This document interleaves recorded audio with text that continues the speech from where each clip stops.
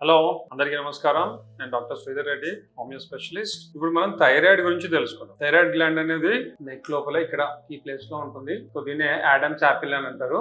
So thyroid gland problems ఎందుకు వస్తాయి అనేది జనరల్ గా ఏంటంటే ఐడిన్ డెఫిషియన్సీ వల్ల వస్తుంది, ప్లస్ హెరిడిటరీ టెండెన్సీ వల్ల వస్తుంది, స్ట్రెస్ వల్ల వస్తుంది, and one type of auto immune disorders వల్ల థైరాయిడ్ వస్తుంది. ఆటో ఇమ్యూన్ డిజార్డర్స్ అంటే మన ఇమ్యూనిటీ అనేది రాంగ్లీ మన బాడీనే ఎనిమీగా ఫీల్ అయ్యి యాంటీబాడీస్ అనేది మన అగేన్స్ట్ గా డెవలప్ చేసి డిసీజ్ క్రియేట్ చేస్తుంది. సో ఇది ఎందుకు అవుతుంది అంటే some sort of stress, some sort of guilty consciousness. So autoimmune disorders అనేది వచ్చేది ఓవర్ మెంటల్ ప్రెషర్ వల్ల, గిల్టీ కాన్షియస్ వల్ల ఇంటర్నల్ గా సఫర్ అవుతూ బయటికి మామూలుగా అంటే చెప్పకుండా కొంతమంది ఇంట్రోవర్ట్స్ చాలా సెన్సిటివ్ గా ఉండి వాళ్ళు ఏదో సంథింగ్ జరిగితే నా వల్ల జరిగిందని బాగా ఫీల్ అయ్యి గిల్టీగా ఫీల్ అయ్యి బాగా స్ట్రెస్ తీసుకునే వాళ్ళు కూడా ఈ ఆటోఇమ్యూన్ డిజార్డర్స్ వస్తాయి. సో థైరాయిడైటిస్, హాషిమోటో థైరాయిడైటిస్ అనేది ఇవన్నీ ఆటోఇమ్యూన్ డిజార్డర్స్.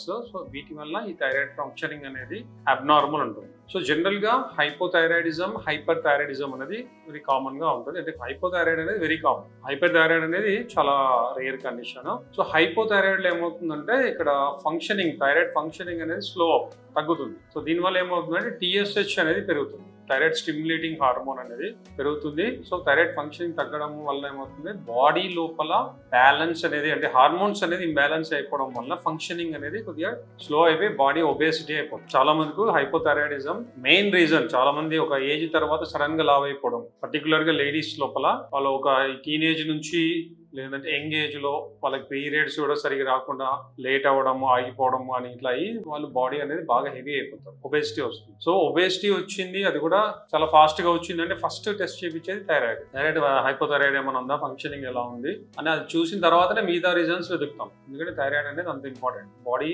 మెటబాలిజం కానీ, ఫంక్షనింగ్ కానీ, హార్మోన్స్ బ్యాలెన్స్ అనేది థైరాయిడ్ వలన మెయింటైన్ అవుతుంది. సో ఈ థైరాయిడ్ అంటే ఎందుకు వస్తుంది యాక్చువల్గా అనేది ఇంతవరకు కరెక్ట్ రీజన్ అనేది తెలియదు. బట్ మా ఎక్స్పీరియన్స్ ద్వారా మేము తెలుసుకునేది అంటే హైపోథైరాయిడిజం ఆర్ థైరాయిడ్ ఫంక్షనింగ్ ఏదైనా కూడా వచ్చేది ఎప్పుడైతే నేను స్ట్రాంగ్ గా లేను అని మెంటల్ గా అనుకుంటాము, ఐఆమ్ నాట్ స్ట్రాంగ్ ఎనఫ్, నేను వీక్ గా ఉన్నాను, స్ట్రాంగ్ గా లేను, తట్టుకోలేను, ఏదైనా కూడా వస్తే కరెక్ట్ గా అంటే ఫేస్ చేయలేను ఏమైనా వస్తే అని ఎప్పుడైతే మనం మైండ్ లో ఆ ఫీలింగ్ వస్తుందో స్ట్రాంగ్ గా లేను అనే ఫీలింగ్, అప్పుడే థైరాయిడ్ ఫంక్షనింగ్ దెబ్బతింటుంది. అందుకనే చూడండి, మెజారిటీ మీరు అబ్జర్వ్ చేస్తే థైరాయిడ్ ఎవరికైనా వస్తుంది, మేల్స్ కైనా ఫీమేల్ అంటే లేడీస్ కైనా జెంట్స్ కైనా. బట్ మెజారిటీ తీసుకుంటే 70% లేడీస్కి వస్తుంది, 30% మగవాళ్ళకి వస్తుంది.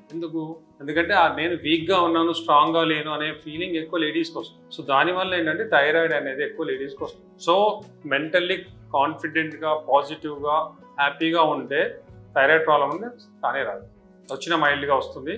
రెండో రీజన్ ఏంటంటే హెరిడిటరీ టెండెన్సీ.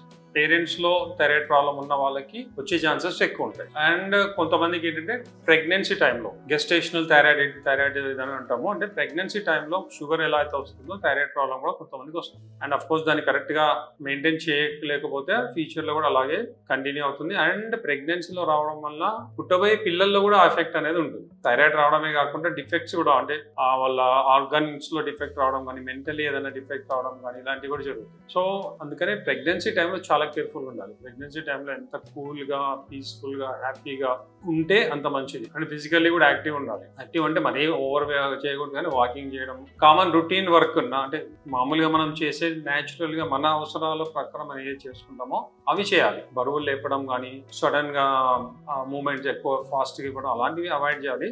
బట్ న్యాచురల్ గా మూమెంట్స్ అనేది ప్రెగ్నెన్సీలో కూడా ఉండాలి. సో దానివల్ల ఏంటంటే హార్మోన్స్ ఫంక్షనింగ్ బాగుంటుంది, బ్లడ్ సప్లై, నరాల సప్లై బాగుంటుంది, పుట్టబోయే పిల్లలకి కూడా సప్లిమెంట్ అనేది మనకు బాడీ కూడా మన తిన్నది అరుగుతుంది, నిద్ర వస్తుంది, అన్ని బాగుంటాయి. కాబట్టి లోపల ఉన్న ఇన్ఫాంట్స్ ఎవరైనా అమ్మాయి కానీ అబ్బాయి కానీ వాళ్ళకి కూడా సఫిషియెంట్ గా అన్ని కరెక్ట్ గా అందుతాయి. డెవలప్మెంట్ బాగుంటుంది, గ్రోత్ బాగుంటుంది, బ్లడ్ సర్క్యులేషన్ బాగుంటుంది, హార్ట్ బీటింగ్ బాగుంటుంది. సో ఇవన్నీ ఉంటాయి. సో ప్రెగ్నెన్సీ టైంలో చాలా జాగ్రత్తగా ఉండాలి, హ్యాపీగా ఉండాలి. Thank you very much.